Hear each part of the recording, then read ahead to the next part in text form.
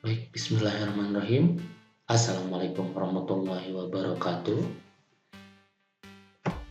Oke, kita lanjut ya, materi terkait tentang eh, bakteri ya, mikroba yang masih di mata kuliah mikrobiologi dan parasitologi ya.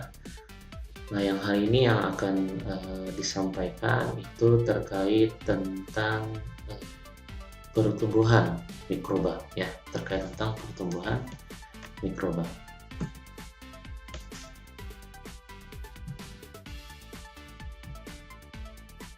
Baik, sebelum masuk lebih jauh, kita harus mengenal dulu apa yang disebut dengan pertumbuhan.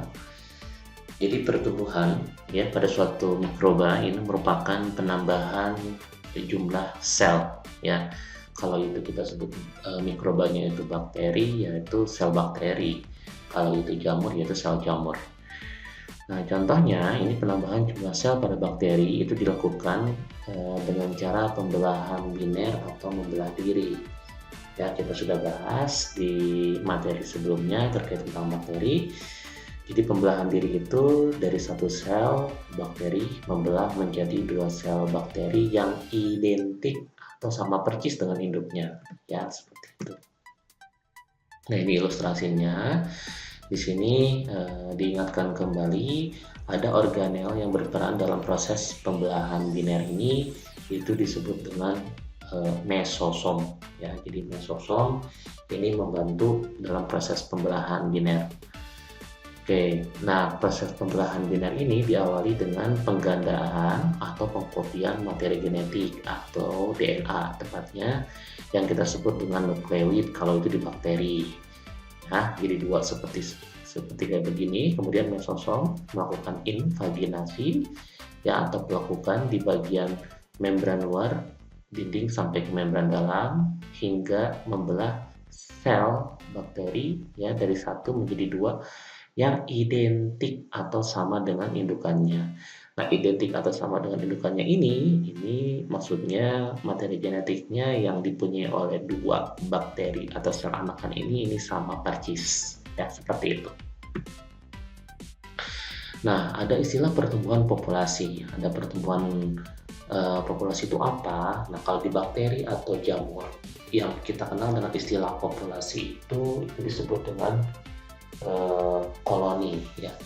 Jadi ini merupakan pertumbuhan sel-sel mikroba dalam populasi yang dapat dihitung berdasarkan peningkatan massa sel. Ada istilah growth rate di sini adalah perubahan jumlah atau massa sel per satuan waktu.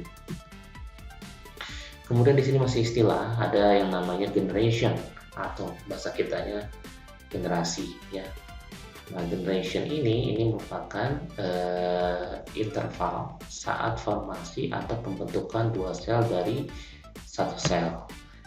Kemudian ada generation time atau doubling time, ini waktu saat kejadian tersebut berlangsung. Ya, oke, seperti itu. Oke, ya. Nah, ini berikutnya gambaran yang mesti kalian tahu dan kalian paham, ini terkait tentang kurva pertumbuhan mikroba ya. Nah, kurva pertumbuhan mikroba itu jika dilihat dari gambar, tolong perhatikan gambarnya, itu ada 4 fase ya. Ada 4 nih, ada bagian 1, bagian 2, bagian 3, dan bagian 4, itu 4 fase. Ada fase yang pertama itu disebut dengan lag fase atau bahasa kitanya fase adaptasi. Kemudian yang kedua itu disebut dengan logaritmik growth fase atau bahasa kitanya ya udah fase logaritmik lah ya, atau fase pertumbuhan. Kemudian ada fase stasioner, kemudian ada death fase, itu fase kematian. Nah, di sini kondisi di setiap fase ini berbeda. Tolong perhatikan di sini keterangannya yang di bagian bawah. Kalau titik-titiknya jarang-jarang, itu artinya sel yang tumbuh dalam tabung reaksi tersebut itu sedikit. Kalau misalnya agak rapat, berarti sel hidup, disebut viable itu sel hidup ya, itu banyak yang tumbuh. Nah, kalau yang ngeblank hitam kayak begini, berarti banyak yang mati atau disebutnya non-viable cell. Oke, nah kondisinya berbeda. Nah, ini tadi sumbu X, sumbu Y-nya pun ada artinya di sini. ya. Sumbu Y itu menunjukkan jumlah sel yang hidupnya. Oke, kemudian yang sumbu X itu waktu. Nah, seiring berjalannya waktu, fase itu berubah. Nah, ciri-ciri fase atau adaptasi itu ya ini di waktu-waktu awal pertumbuhannya itu jumlah sel yang hidup itu masih sedikit, ya. Ditandai dengan bintik-bintik yang jarang-jarang. Nah, seiring berjalannya waktu dia naik tuh kurvanya, berarti fase mikroba yang hidupnya makin bertambah, ya. Jadi adaptasi logaritmik itu atau pertumbuhan ciri-cirinya sel yang hidup jauh lebih banyak. Nah, tadi istilah generation time atau doubling time, ya. Nah, ini di bagian sini, ya. Jadi waktu penggandaan yang paling banyak lah, ya. Kenapa disebut doubling time? Karena satu sel digandakan kan menjadi 2 dengan pembelahan biner. 2 jadi 4, 4 jadi 8 dan seterusnya, ya, seperti itu. Nah, waktu terus berjalan pada saat waktu tertentu juga, ya, masuk ke fase yang namanya stasioner atau stagnan lah, ya. Di sini ciri-cirinya jumlah yang hidup, sel hidup viabel dan non viabel atau sel mati itu sama besarnya lah kurang lebih, atau 1:1. Kenapa terjadi seperti ini di waktu tertentu? Karena di waktu tertentu ini jumlah selnya makin banyak, ya. Kemudian media atau nutrisi untuk pertumbuhan bakteri tersebut atau mikroba tersebut itu makin sedikit. Karena dengan populasi banyak berarti ada yang istilahnya rebutan makanan. Ya, jadi yang kalah itu mati, yang masih survive itu dia bakalan hidup. Makanya 1:1. Nah, fase keempat atau terakhir itu disebut dengan fase. Ya, lama-kelamaan media atau nutrisinya juga habis kan, ya, populasinya yang banyak juga menghabiskan nutrisi, akhirnya lama-kelamaan ya jumlah non viabel atau yang mati lebih banyak daripada yang viabel atau bahkan nanti mencapai yang viabelnya itu sampai 0. Itu disebut dengan defase. Nah, di sini dikasih catatan juga. Nah, mikroba itu dia menghasilkan ada semacam hasil metabolisme yang kita sebut dengan metabolit, ya. Nah, metabolit itu ada 2, ada metabolit yang utama disebut metabolit primer, kemudian ada metabolit yang kedua disebut metabolit sekunder atau sampingan lah, ya. Nah, metabolit utama itu berarti pembangun metabolit untuk membangun tubuhnya, misalnya untuk dindingnya, untuk bagian yang lainnya, itu dihasilkan pada saat fase logaritmik atau pertumbuhan, yang terbanyak di fase logaritmik atau pertumbuhan. Nah, sedangkan yang sampingan itu berarti kan fase metabolit primernya sudah banyak diproduksi, ya. Kemudian biasanya diproduksinya pada saat keadaan-keadaan tertentu atau misalnya dalam keadaan terdesak lah, ya, bahasa kitanya. Nah, itu banyaknya metabolit sekunder itu dihasilkan di fase stasioner. Nah, metabolit sekunder ini banyak manfaatnya, banyak fungsinya untuk manusia, ya, dimanfaatkan oleh manusia, ya, metabolit sekunder dari bakteri. Contohnya apa? Contohnya misalnya antibiotik itu merupakan salah satu metabolit sekunder, atau contoh yang lainnya misalnya enzim yang dikeluarkan oleh bakteri itu pun bisa dimanfaatkan oleh manusia, ya, seperti itu. Nah, untuk perhitungan pertumbuhan sel mikroba, ya, yang tadi kan berkebrangnya itu dihitung, ya, itu ada 2 metode. Ada yang namanya total cell count, ada yang namanya viable count, ya. Nah, total cell count, ada kata total, itu yang hidup dan yang mati itu semuanya terhitung, ya, dihitung dengan bantuan mikroskop, ya, dengan alatnya yang namanya hemositometer, ya. Dia dihitung 1, 2, 3, 4, 5, 6, 7 gitu, ya. Itu total cell count. Kemudian yang kedua itu disebut dengan viable count. Artinya viable, tadi kita sudah sedikit singgung, itu artinya hidup. Jadi yang viable count ini menghitung hanya sel yang hidup saja, ya. Dengan cara apa? Dengan cara plate count atau colony count. Jadi yang dihitungnya itu koloni, ya. Tadi kita sudah singgung juga ada populasi yang kita sebut dengan koloni, ya. Kemudian atau istilah plate count. Kenapa plate? Berarti kita itu kayak menemukan di sebuah cawan atau piring, ya, karena kita pakainya cawan Petri. Dengan dua metode untuk menghitung plate count atau colony count ini, ya, ada istilahnya pour plate, ada istilahnya spread plate. Kita lihat bedanya. Nah, ini bedanya spread dan pour, ya. Oke, tolong perhatikan di sini, ya. Alat yang kita gunakan yang utama di gambar ini adalah cawan Petri, ya. Oke, ada perbedaan yang mencolok terkait tentang yang spread dan pour plate, ya.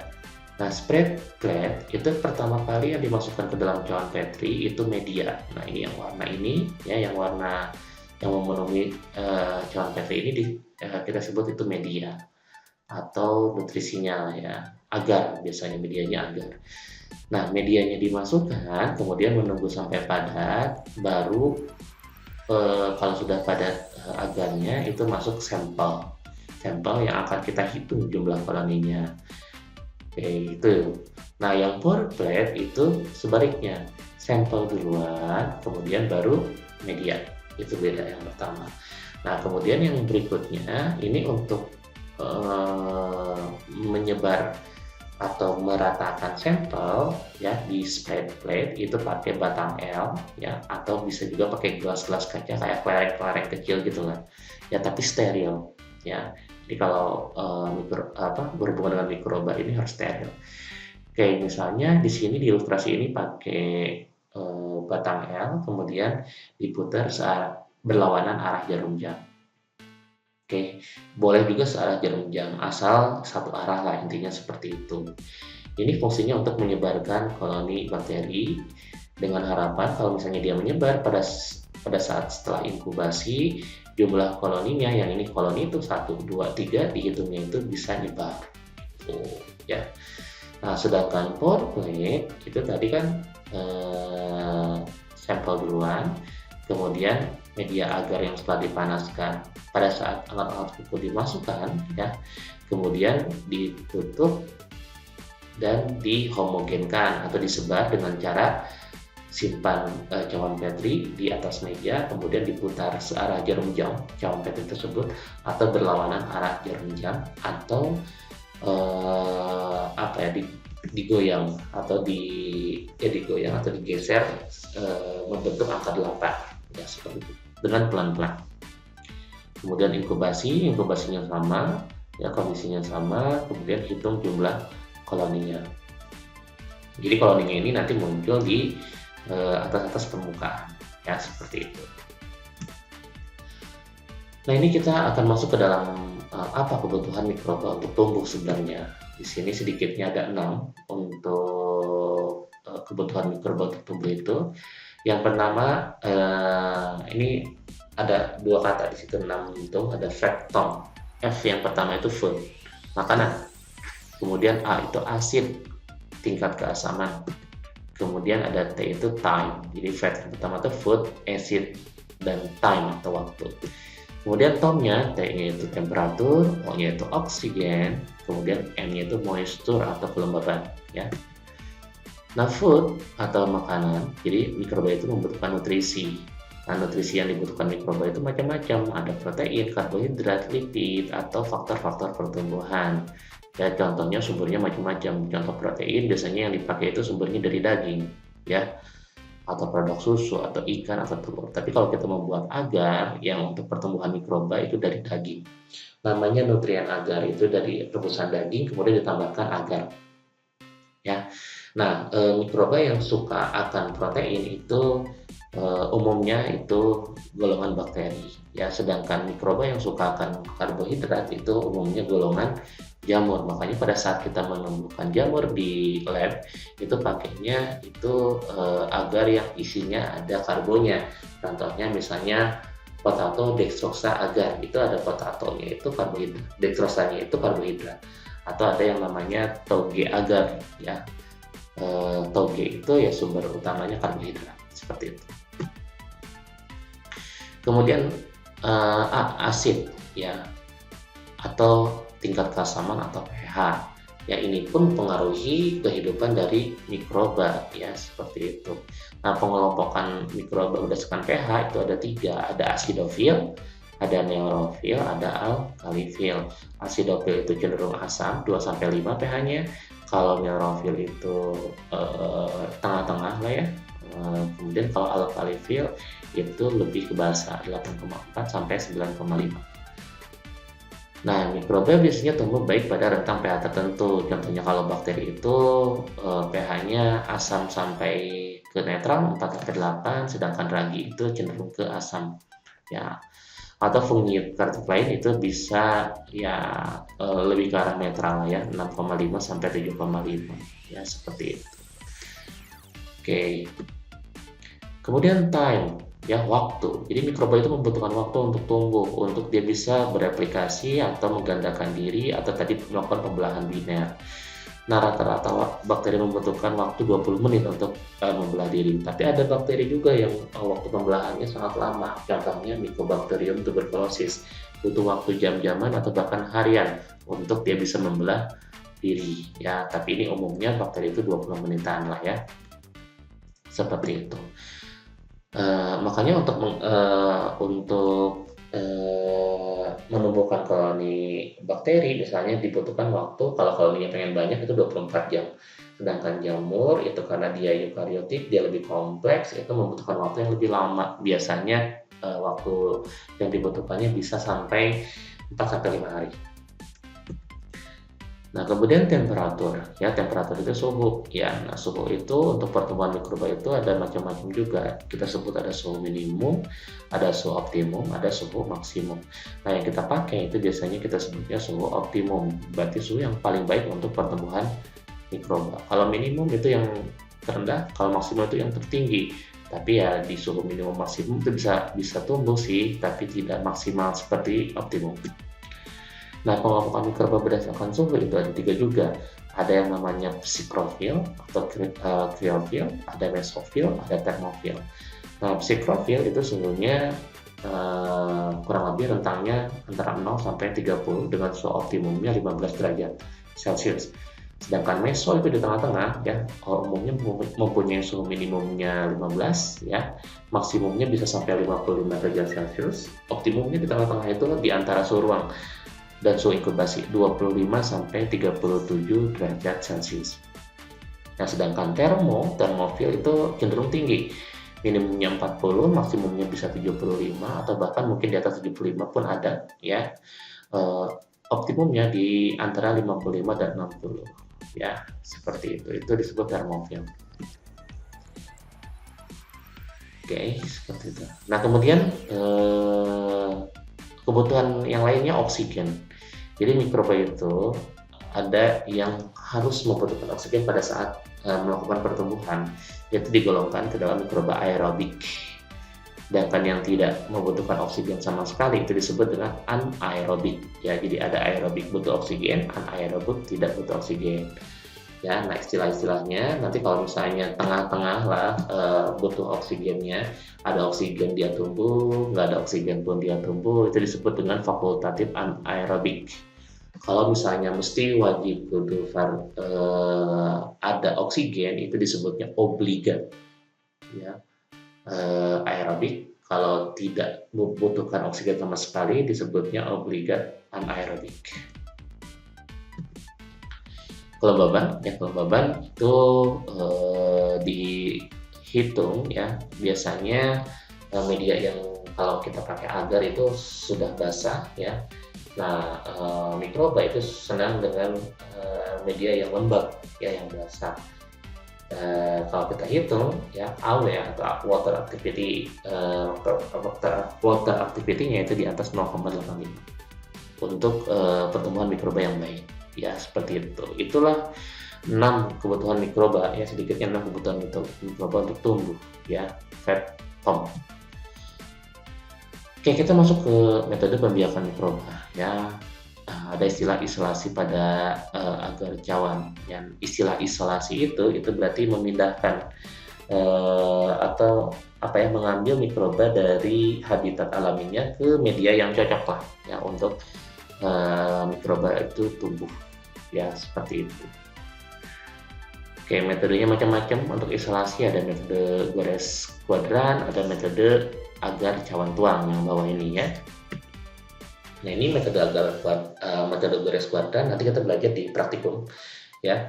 Ini sama ya, yang bulat ini berarti cawan Petri. Cawan Petri sudah diisi apa namanya media, kemudian kita goreskan pakai jarum OSE ya. Kita belajar pada saat pengenalan alat jarum OSE itu untuk kultur, untuk memindahkan mikroba ya. Nah, jarum OSE itu dengan teknik aseptik dibakar terlebih dahulu, kemudian ambil sampel, kemudian digoreskan ya. Kalau gores kuadrat, kita bagi 4 wilayah. Goresan yang pertama di wilayah yang pertama zigzag ya. Kemudian goresan kedua itu tidak ngambil lagi dari sampel awal, tapi lanjut dari goresan yang pertama. Makanya ada tumpang tindih kayak begini ya. Oke. Goresan ketiga lanjut dari goresan kedua, dan goresan keempat lanjut dari goresan ketiga. Diharapkan dengan isolasi kan ini memisahkan, jadi dari goresan pertama sampai goresan keempat itu sel-selnya itu semakin terpisah. Jadi kayak begini contohnya, goresan pertama itu selnya masih padat, nggak bisa dipisahkan, kedua mulai jarang, ketiga mulai jarang-jarang lagi. Kalau ini 3 goresan ya, contoh gambar ini. Nah, ini yang kita isolasi itu biasanya yang udah koloni tunggal ini ya, kita ambil, kita identifikasi. Nah, kalau metode agar cawan tuang ini biasanya kita juga suka lakukan di lab ya, disebut atau kita singkatnya ALT, angka lempeng total. ALT, angka lempeng total itu tuh, atau nama lainnya metode agar cawan tuang. Nah, di sini pakai pengenceran. Jadi di atas itu sampel, kemudian kita siapkan tabung reaksi yang sudah berisi media, pakai medianya itu yang cair disebutnya broth ya. Misalkan di ilustrasi ini ada 6 tabung reaksi ya, dengan istilahnya seri pengenceran bertingkat. Caranya seperti apa ya? Dari media dari sampel yang akan kita hitung koloninya, kita ambil 1 mili, kemudian kita masukkan ke dalam tabung yang pertama ya. Totalnya jadinya 10 mili ya, karena tadi yang medianya itu 9 mili. Dihomogenkan, dicampurkan. Nah, tabung yang pertama ini disebutnya pengenceran yang pertama, itu 1/10 atau 10 pangkat min 2. Nah, ini bertingkat. Nanti dari tabung pertama kita ambil 1 mili, masukin ke tabung kedua seperti yang tadi caranya. Ini disebut pengenceran yang kedua, 10 pangkat min 2. Dan seterusnya sampai 10 pangkat min 6. Nah, masing-masing pengenceran itu di-plating atau ditumbuhkan pada media agar ya, menggunakan alatnya cawan Petri ya. Oke, kemudian diinkubasi ya pada suhu tertentu dan dihitung jumlah koloninya. Nah, kalau yang paling encer di sebelah kanan itu jumlah koloninya mungkin tidak ada atau sedikit. Nah, kalau yang masih pekat di awal-awal itu koloninya banyak. Nah, nanti dihitung jumlah koloni yang dihitung itu ada kisarannya antara 25 sampai 250 koloni. Nah, di sini contoh ilustrasi ini, kalau di yang pengenceran pertama dan kedua itu disebutnya too many colony to count. Ya, kenapa? Karena di sini jumlah koloni yang dihitungnya lebih dari 250. Berarti ini tidak masuk ke dalam perhitungan. Nah, sedangkan yang 159 itu masih di antara range 25 sampai 250 koloni. 17 itu di luar 25. Jadi ini tidak masuk perhitungan juga, terlalu sedikit. 2 pun sama, apalagi 0. Jadi di sini dari hasil perhitungan koloni ini itu didapatkan 159 kali faktor pengenceran. Faktor pengencerannya ini 10 pangkat 3, pengenceran yang ketiga ya tadi. Oke, atau 1,59 per 10 pangkat 5. Ini jumlah koloni ya dari sampel 1 mili yang kita yang diilustrasikan di gambar ini ya, seperti itu. Satuannya colony forming unit atau CFU per mililiter. Oke, seperti itu. Nah, kemudian ada metode pembiakan mikroba yang lain. Ini hubungannya dengan media. Jadi medianya ini kita bisa pakai, ada istilahnya media cair, kemudian ada padat atau ada semi padat. Ya. Nah, media pembiakan ada padat, ada cair, ada semi padat. Nah, biasanya kita yang dipakai di lab itu media padat dan cair. Kalau media padat itu ciri-cirinya, kalau dari nama penamaan medianya itu ada kata agar gitu ya. Jadi di media tersebut mengandung kurang lebih 1 sampai 1,5% agar. Ya, kalau media cair itu nggak ada agarnya sama sekali ya. Jadi dia cair. Contohnya tadi ada penamaannya broth, ya, nutrient broth, ya, potato dextrose broth misalnya gitu. Nah, kalau yang semi padat atau semi solid itu media yang berbentuk padat pada suhu dingin dan berbentuk cair pada suhu panas. Ya, contohnya SIP, sulfite indole motility. Ini media untuk melihat motilitas dari bakteri. Kemudian berdasarkan kegunaan ada istilahnya media umum, ada istilahnya media selektif, ada istilahnya media diferensial dan enrichment. Nah, media umum itu berarti kalau kita menumbuhkan mikroba pada media tersebut, mikroba apapun bisa tumbuh. Contohnya nutrien agar atau blood agar. Nah, sedangkan media selektif namanya selektif ya berarti tertentu ya. Jadi mikroba-mikroba tertentu yang bisa tumbuh ya. Misalnya golongan Salmonella Shigella misalnya seperti itu pakai MSA mannitol salt agar. Nah, diferensial pun menyeleksi golongan mikroba hampir sama seperti selektif, dia hanya mikroba-mikroba tertentu saja yang tumbuh ya. Nah, kalau enrichment itu media pengayaan ya, biasanya digunakan pada saat kita mau melakukan fermentasi ya, untuk memperbanyak mikroba ya pakai media enrichment atau pengayaan. Nah, ini kurang lebih bahan-bahan yang ditambahkan dalam media pembiakan. Ada nitrogen, ada karbon, ada vitamin, garam mineral, dan air. Ya, bentuk bahannya ini macam-macam. Seperti itu ya yang bisa saya sampaikan pada saat materi terkait tentang pertumbuhan mikroba. Ya, pengendalian mikroba nanti ada sesi berikutnya yang akan kita bahas ya. Mudah-mudahan apa yang saya sampaikan bisa dimengerti, ya bisa dipahami. Kalau ada pertanyaan, nanti silakan ditanyakan. Ya, kalau ada yang kurang kenal, silakan ditanyakan. Ya, terima kasih atas perhatiannya. Ya, saya tutup materi terkait tentang pertumbuhan mikroba. Ya, terima kasih. Assalamualaikum warahmatullahi wabarakatuh.